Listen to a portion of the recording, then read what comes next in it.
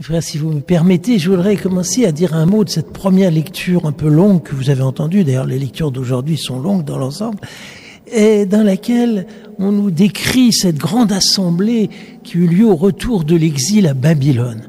On dit quelquefois, et c'est juste, que c'est l'acte de naissance du judaïsme. Les Juifs, les Israélites, Juifs, ça désigne une seule tribu dans l'ensemble. Donc avant la déportation, ils étaient de toutes sortes de tribus. Là, il y a pratiquement plus que les Judéens qui reviennent à Jérusalem. Donc ce peuple avait connu beaucoup de phases différentes.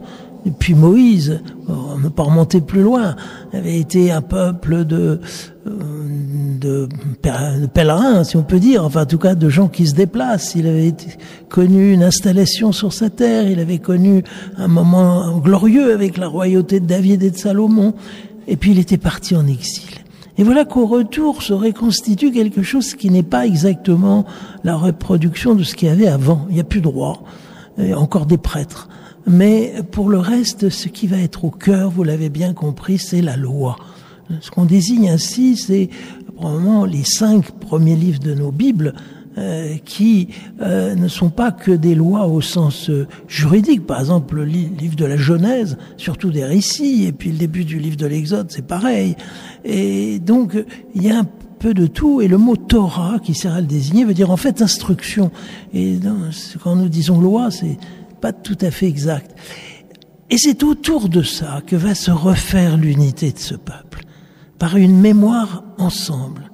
Probablement dans ces années de l'exil à Babylone, ils avaient connu beaucoup de choses différentes. Peut-être certains venaient d'une origine un peu différente des autres. Eh bien, ils refont en quelque sorte leur unité autour de cette proclamation, autour d'une histoire qu'ils assument ensemble, qui va devenir maintenant leur histoire. On dit que une nation, c'est généralement ça d'ailleurs, c'est une histoire ensemble qu'on assume et qu'on accepte de porter. Pour ça, quand c'est plus l'histoire, des chances que les liens même d'un pays se disloquent.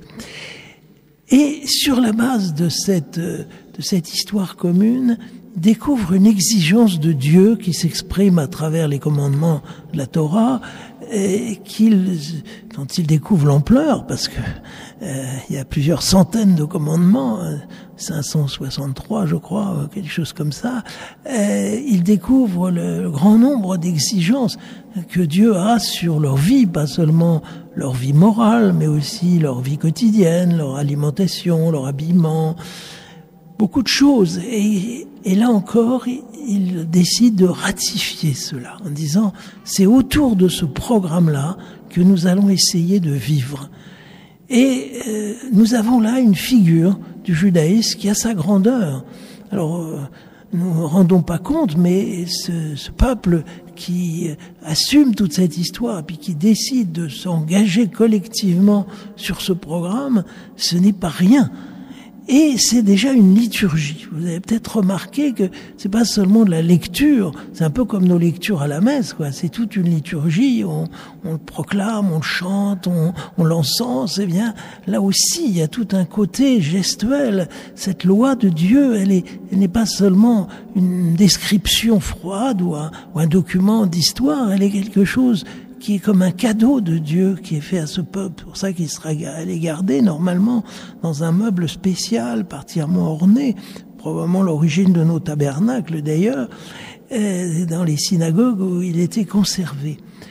Et nous avons de l'autre côté, eh bien, ce qui se passe avec Jésus qui vient parmi nous. C'est très sagement que la liturgie d'aujourd'hui a rapproché ces deux moments de la locution de Jésus à Nazareth avec la grande assemblée d'Esdras.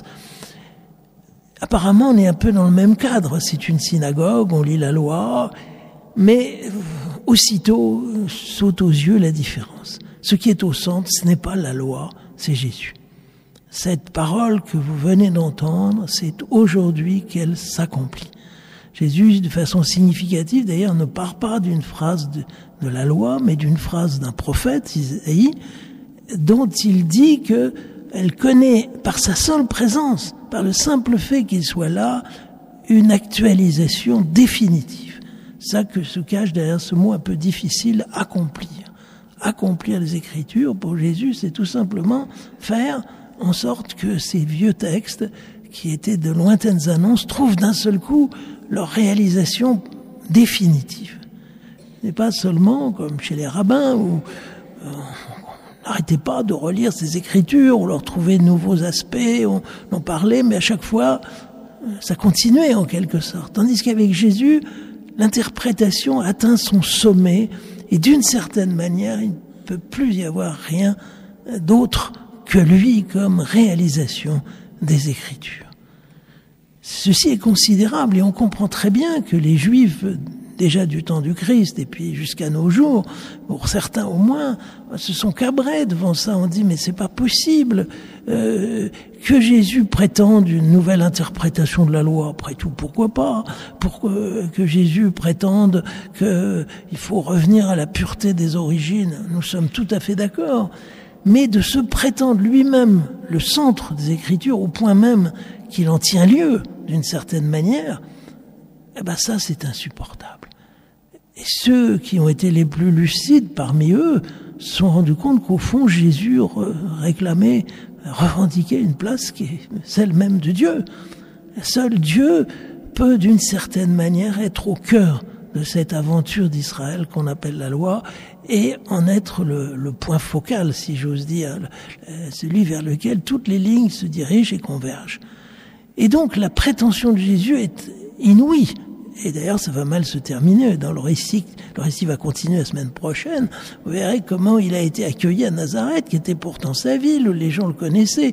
Mais enfin, justement, parce qu'ils le connaissaient, c'est impossible. Enfin, c'est pour qui se prend-il? Enfin, c'est insupportable. Et nous qui sommes là, eh bien, nous, d'une certaine manière, nous sommes mis aussi au pied du mur. Ce que nous reconnaissons en Jésus, ce n'est pas une nouvelle manière d'interpréter la vie, le monde.